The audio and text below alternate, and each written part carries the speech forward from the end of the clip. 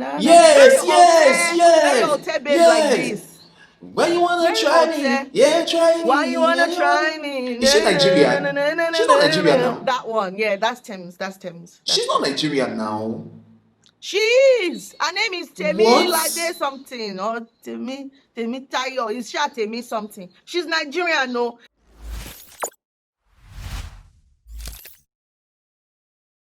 What's up, my people? How you doing? Welcome to Akah Bants.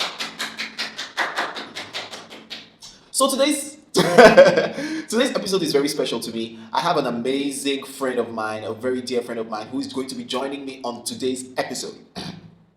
To be honest, I don't know if this episode should be under Akah Bants or Gist Partner, but you know what? I'm just like, whatever, man, whatever.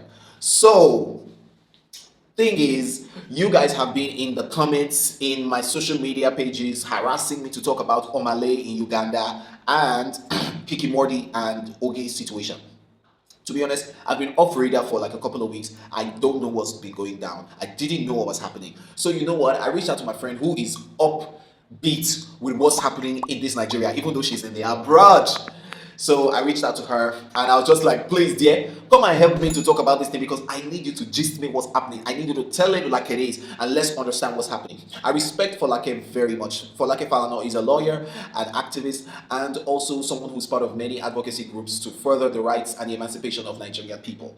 So guys, it is my pleasure to have her here because to be honest, most of you always feel like Akah is a mad person. But let me tell you, all my friends are madder than me.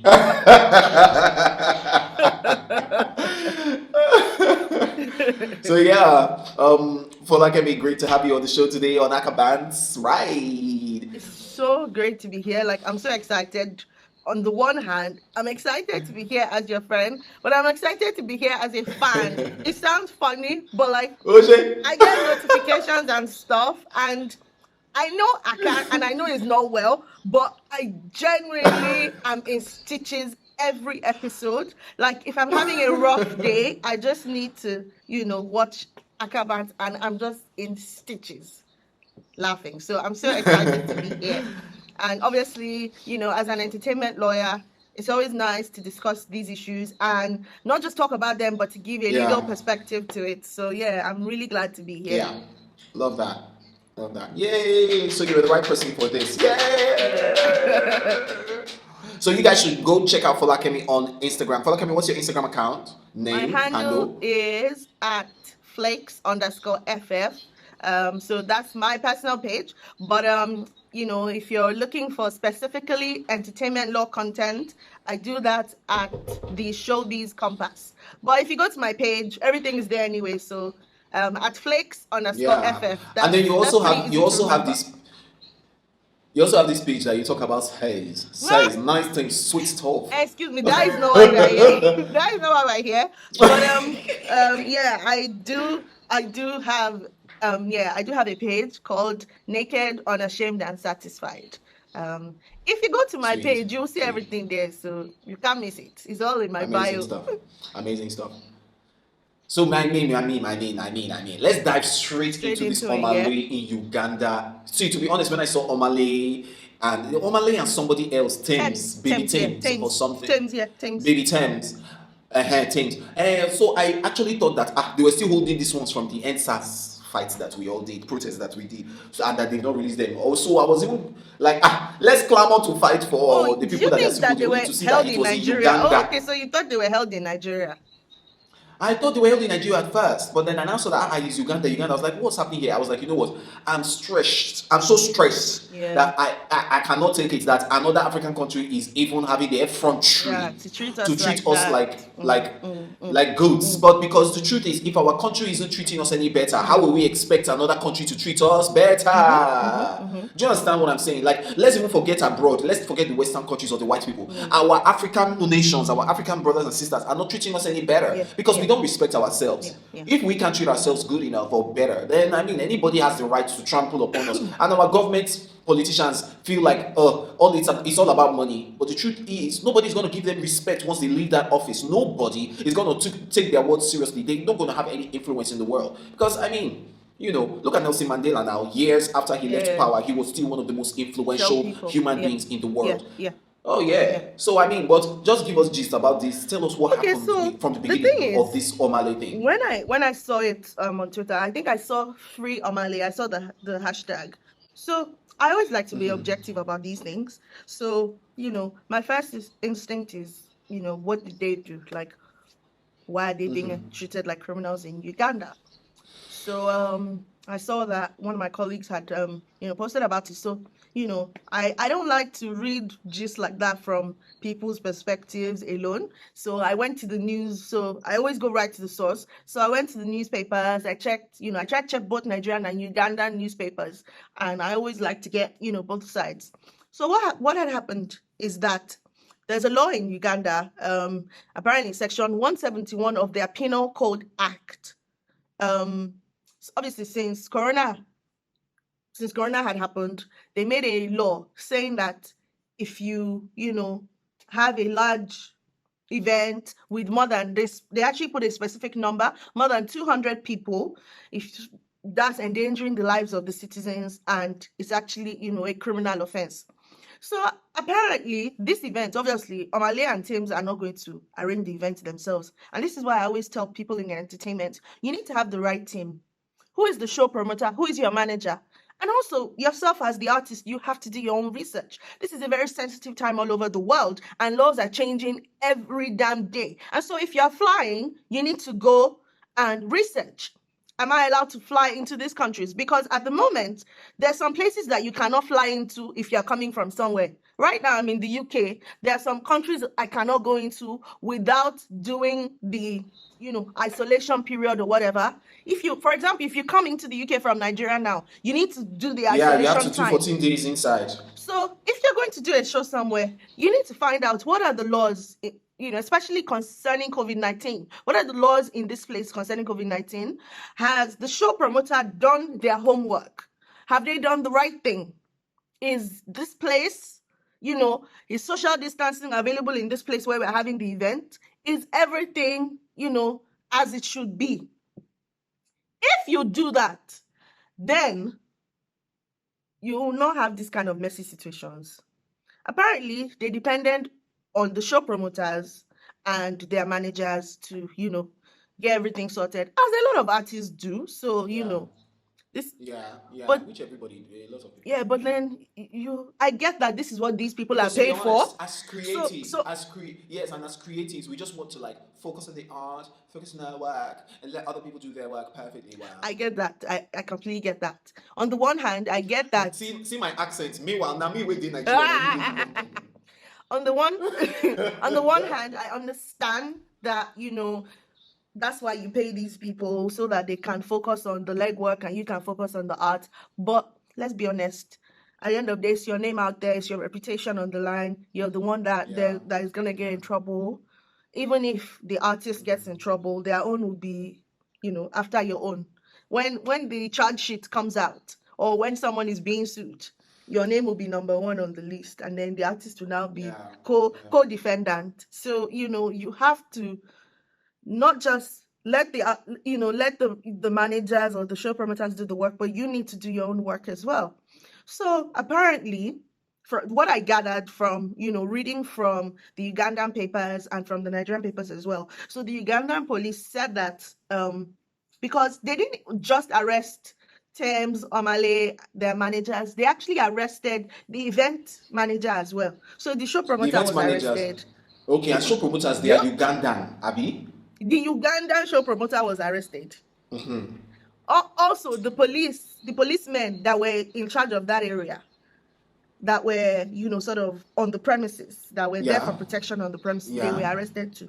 Oh, wow. So it was everybody that was involved in that. It was not like... it was not like they... It was not like they... They passed all of them. It was not like they victimized police. The Nigerians. It's not like they picked the Nigerians out. I see. It wasn't, from the reports that I read. From the reports I read and from the pictures I saw at court as well, it wasn't just Tems and Omah Lay and their managers. Ugandan, people too, they were in court and their names too were on the charge sheet and stuff. So, and what is the punishment for breaking that law?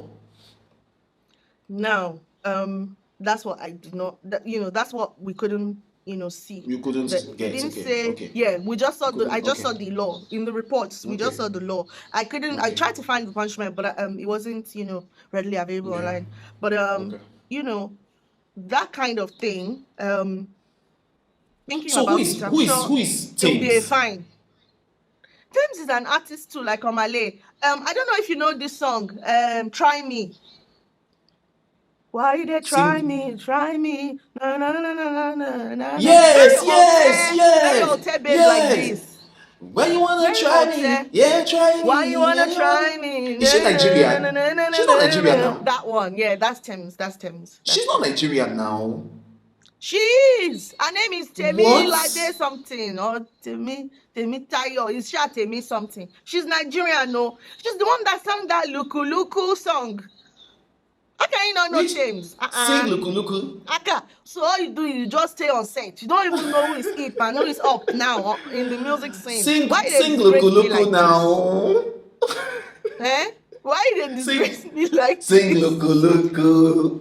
Anyway, let's focus on the issue at hand. No, to be honest, I actually thought that So that girl that sang Why You Wanna Try Me, yeah, try me, that she was not Nigerian. That girl is a Jamaican, like, islander, an island singer who released her song that made Rihanna not to release her own because she was threatened by the girl.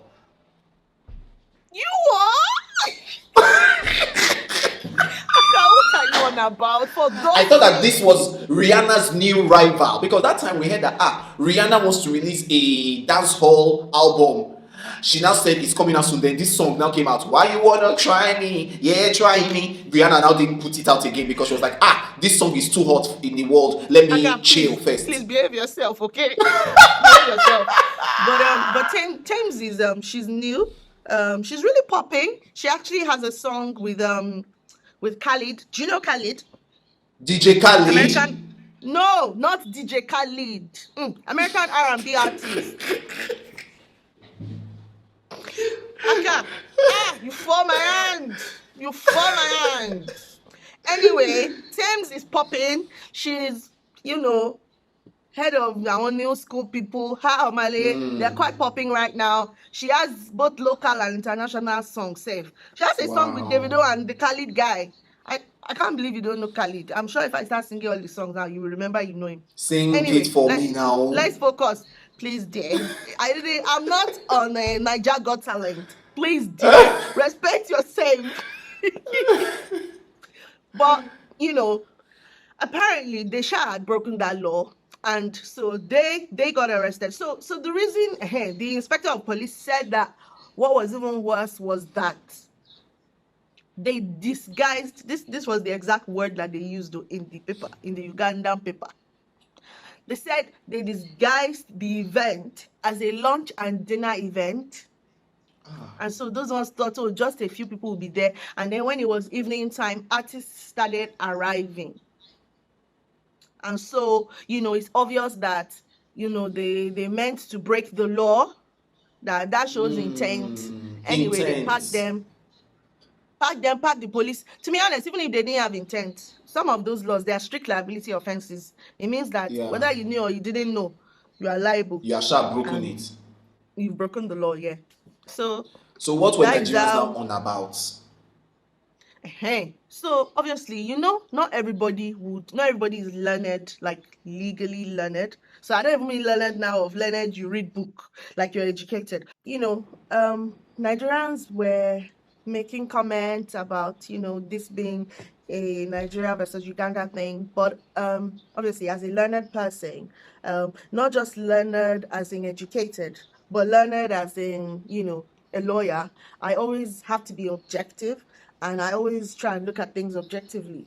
So, I try to see past all. So in your mind now, if one is not a lawyer, if one is not legal, then they are all illiterate. Wow. That is not what I'm trying to do. No, I'm saying the law profession is so proud. It's only people that know book. It's only people who are learned. As a learned person, your accent it changed for the first time throughout this entire video. Your accent changed when you said as a learned person. I'm not fighting. Calm calm down, calm down.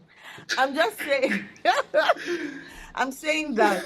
I'm saying that. Wait, somebody that is reading book, you're reading intellectual property book, music business book, someone that is reading the books on this bookshelf beside me, you have to you have to see past. Kidding aside, I tried to see past the emotions that everybody was feeling. I felt those emotions as well. I'll be honest, because I felt like, come on, these are young artists just trying to make a living. It's been a rough year for a lot of people, especially people in entertainment. They're managing to get this show. They're trying to make an honest living, and then look at what they are doing, putting them in handcuffs. So yes, for a split second, I thought about it like that. But then I also, realized that at the end of the day, they broke the law. What I didn't like was I felt like, the police were being high-handed. The way they immediately charged them, the way they paraded them in handcuffs as criminals.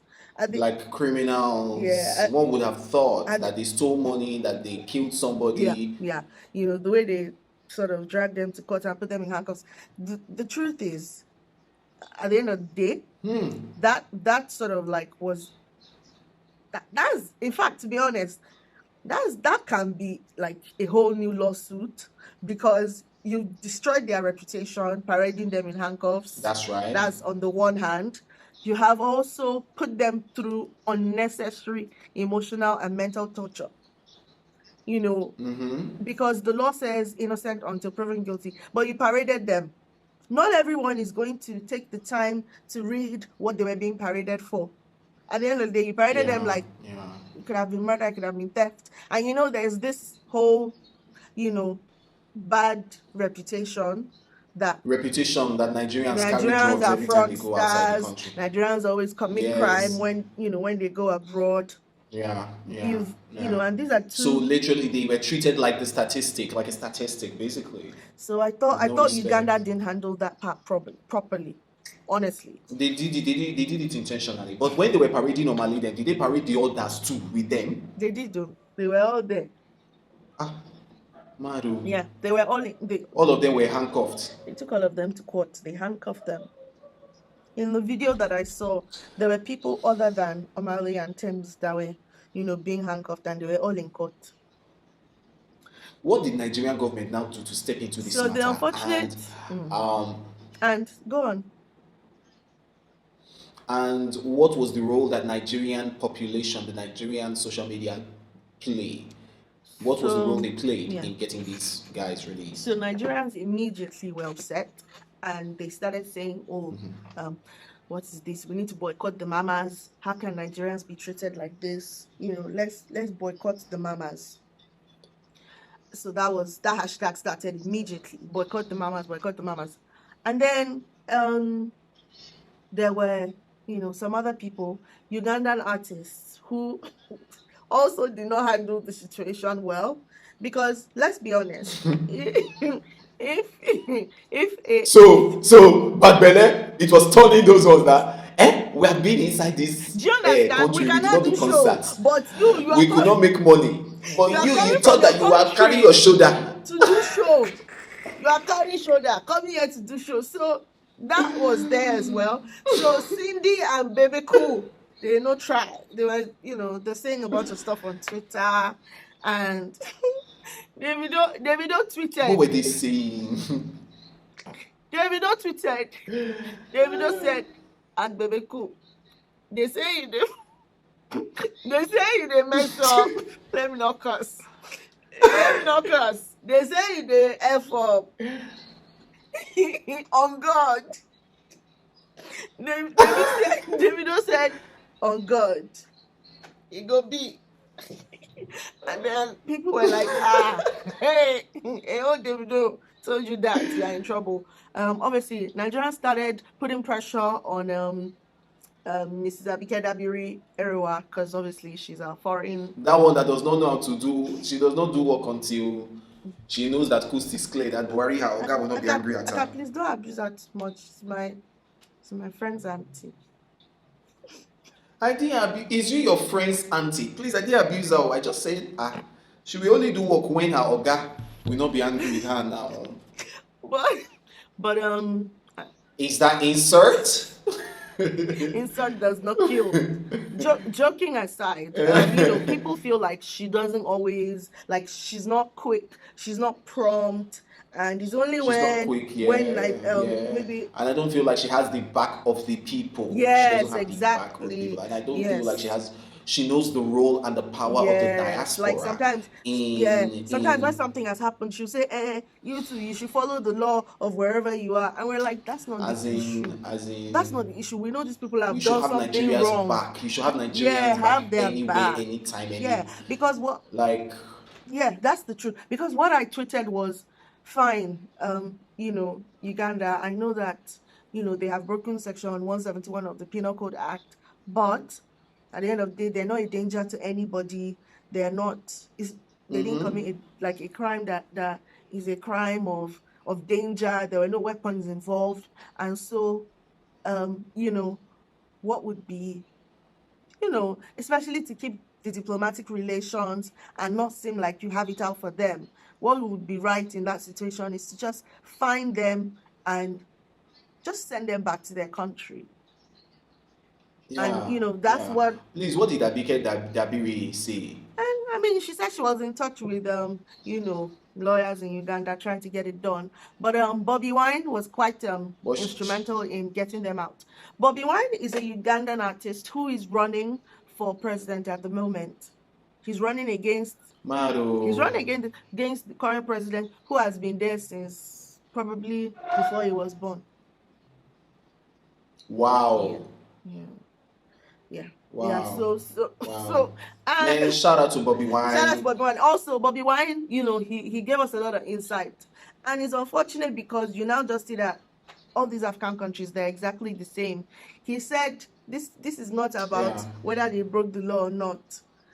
This is just, this situation is about the fact that the rule of law in Uganda is completely, like, it might as well not be there. That, and I actually ended up posting the video.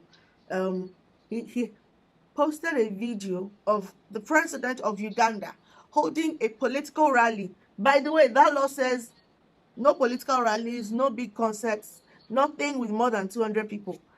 The president, sorry, I don't know how to say his name, Museveni of Uganda. Museveni, I think is this year. He had a rally with thousands of people. And I actually posted the video on my Instagram. Thousands of people, and I posted Bobby Wine's tweets as well. Bobby Wine was like, why can't you do that? And these people had a small concert. Yes, they broke the law, but you also broke the law. Why is it okay for you to break the law and it's not okay for them to break the law? Yeah. I mean, how many people were in the concert? Do you know how many people were in the concert by Well, Omah Lay? I mean, according to the police said, they looked like they might have been up to 1,000 people, but that might have been an exaggeration. We'll never know. The picture that I saw, because Omah Lay, when you are even thinking that we can deny this thing, we know feet. Omah Lay took pictures. We took selfie with the crowd and posted it on his Twitter. So there was no denying. But I mean, the picture, it looked like those other artists that they were catching having bad belly. I'm sure it was them that reported. I'm sure. Well, Davido will run them for streets now. The picture looked like there were at least 500 people, if not more, sure. But yeah. But yeah, I mean, I think we have basically a good understanding of what really happened there now. Yeah. I do have a good understanding of what happened there now. So I'm excited that that Omah Lay and thank God Tems Bobby are Wine back stepped in, and with the help of thank God Bobby Wine stepped in. With the help of Ugandan lawyers, I think Peace Square was also instrumental in helping to get them out. But thank you to everyone that I made a few calls as well, because I was like, I don't know anybody in Uganda, but I called my dad because he obviously he's done work with the. You're always calling your dad. I know. Daddy is always like, and it's not even about like, it's just more like daddy is always relevant everywhere. Daddy Falana, please, is my daddy too. But I was like, if there is issue in Uganda, you can call daddy. Yeah. If there is issue in Cotonou, you can call daddy. If there is issue in Cameroon, you can call daddy. Because I remember Please. that he's done work with the African Bar Association, and he used to be president of the West African Bar Association. He was Secretary General of African Bar Association. So I said, I'm sure at least you may know some people, from Uganda, and Yeah, so I yeah. called him, and he said, he made a few calls and stuff. But I'm just glad that they got out and they got home safely. I'm sure it'll be a while before anybody says Uganda and they are interested in the show.